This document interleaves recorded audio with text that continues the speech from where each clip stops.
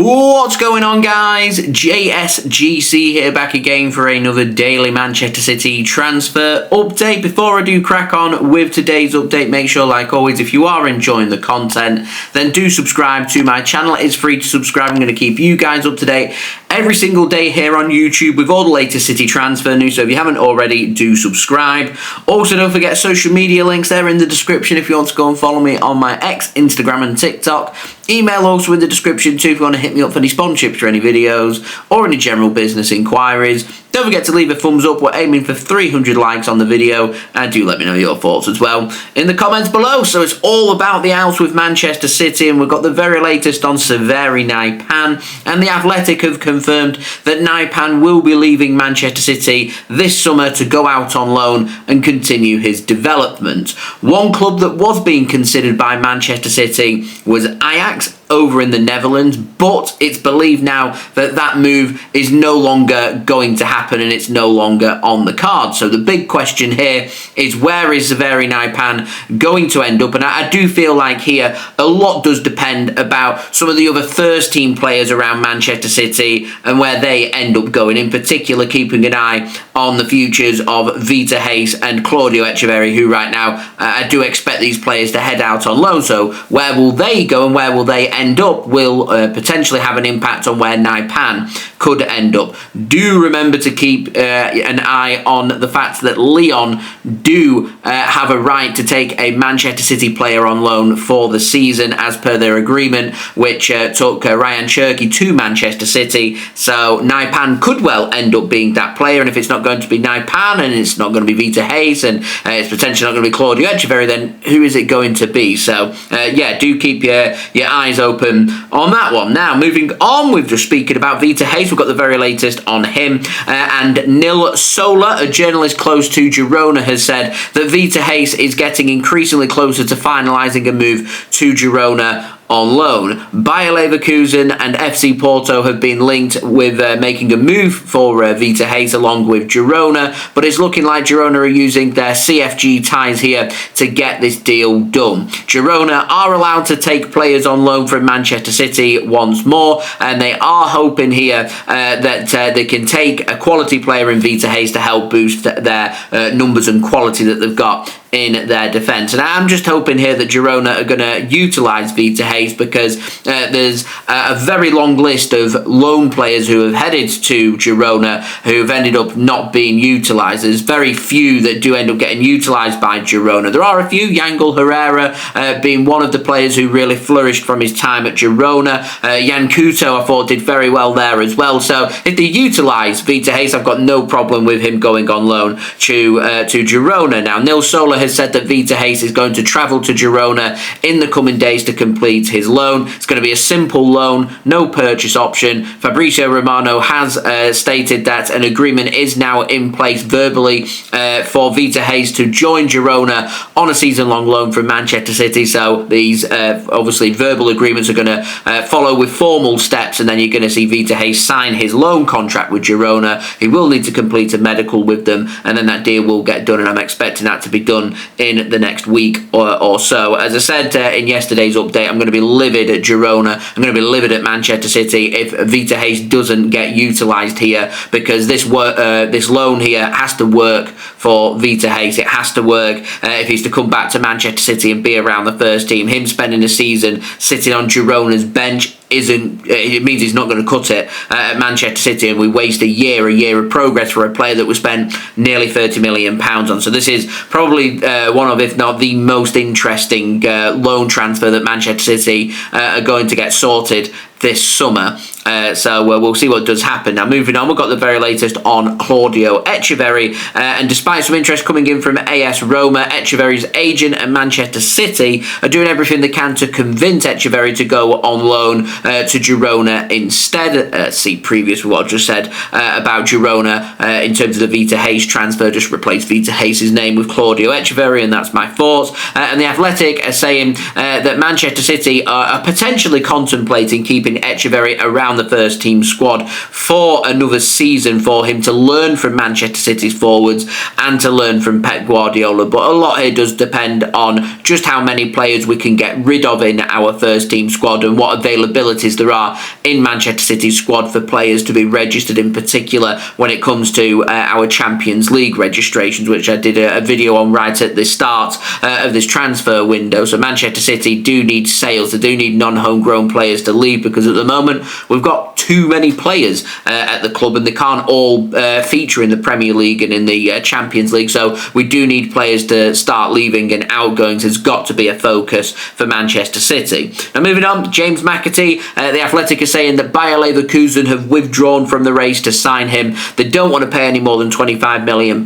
Nottingham Forest £25 million bid was rejected. Because that was rejected, Bayer Leverkusen now are basically saying that they're going to be priced out of a transfer, and it's impossible for a transfer to happen. So they're no longer interested in signing James McAtee this summer from Manchester City. We're still awaiting Nottingham Forest making that second bid, which I do think that they are going to do. I don't think they're going to give up that easy. I don't think it's going to be a first offer and out situation. Anyway, moving on, we've got the very latest on Stefan Ortega, and word is that he wants to work his way back into being in the Germany national team ahead of the World Cup next summer. So he wants to be a first choice goalkeeper somewhere.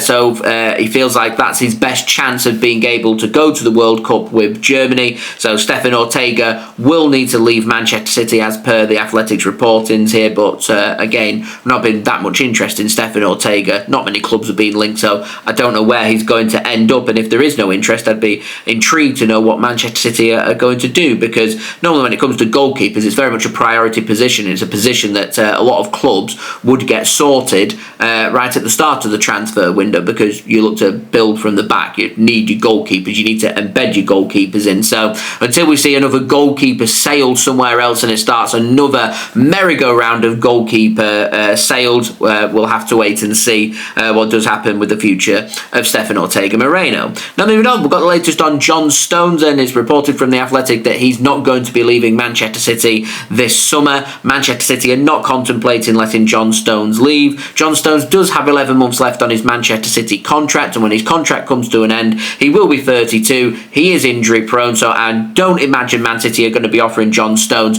a new contract. So this is looking like it's going to be the final season of John Stones at Manchester City, with him being homegrown as well. I think City have taken the decision here to keep John Stones around the first team squad, and if he can keep himself injury free, is a cracking player. He's a one of a kind. He's an exceptional player. He's just incredibly injury prone, and I think that's where my biggest concern lies with John Stones. So because of that, I can't see John Stones being offered a new contract by Manchester City, but just being confirmed here that he isn't going to be sold this summer, nor is Nathan Ake as well. And again, same stance with Manuel Akanji as well. No offers have come in for Manuel Akanji this summer, so he's expected to stay according to the Athletic. He's 30 years old now, and he's got 23 months left on his Manchester City contract, so his contract expires in the summer of 2027, so it's expected that Akanji is going to stay for at least another season. It'll be interesting to see what City do about this situation heading into next summer. I presume with so many players out of contract at City next summer,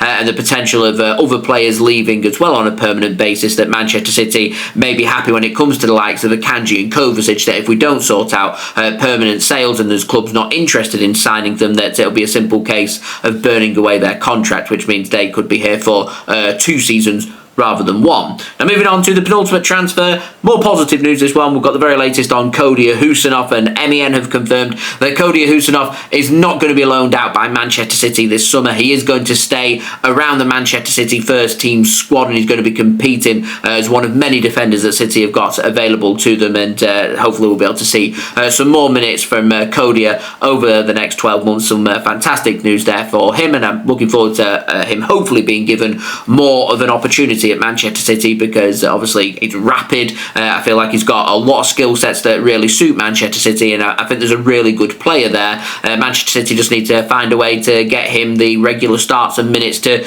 continue his development. So yeah, I'm really happy with that, and considering we've got Stones and Ake who are injury prone, and Akanji showed signs of being injury prone last season, that there's going to be plenty of minutes for our defence. And whilst we look like we're stacked in numbers, if players start to be injury prone and they get injured at the same time, all of a sudden City's numbers go a bit bare. So letting Vitor Reis leave and James Simpson-Pusi would be an option to come into the squad if Vitor Reis wasn't going to be available. Letting them both leave on loan and stuff means that there is the potential opening for any other potential academy graduate. I mean, I've spoken before about my willingness that I'd like to see someone like Callum Doyle, if we don't secure a permanent sale, let him have a season around the City first team. He's homegrown, doesn't take up any slots in the Manchester City team. I mean, worst case is you don't register him for the Champions League, but he gets a tremendous experience of a full season with Manchester City in the Premier League, which gives you them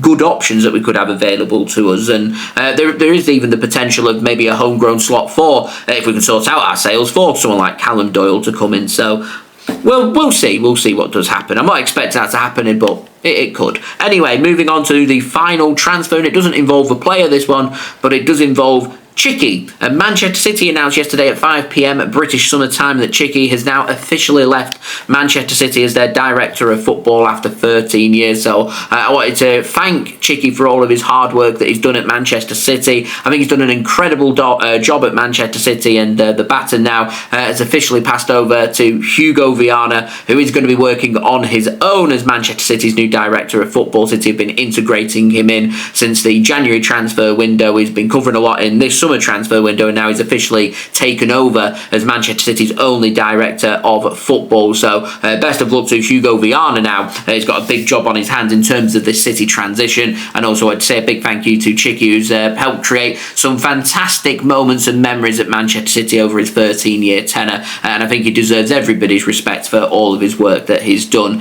at Manchester City. So that has been today's transfer update. If you did enjoy this video, please do leave a thumbs up. We're aiming for 300 likes. Do get your thoughts in the comments below. Don't forget to subscribe if you're new around here. Press that red button, press the bell, and put your push notifications on. It is free to subscribe, guys. I'm going to keep you guys up to date every single day with all the latest City transfer news here on YouTube. Also, don't forget social media links there in the description as well if you want to go and follow me on my X, Instagram, and TikTok. Email also in the description too. Go and hit me up for any sponsorships or any videos or any general business inquiries, and I'll see you all again religiously tomorrow for the next daily Manchester City transfer update. So I've been JSGC. Thank you everyone for watching. I hope everyone is safe and well. Peace. Ciao for now.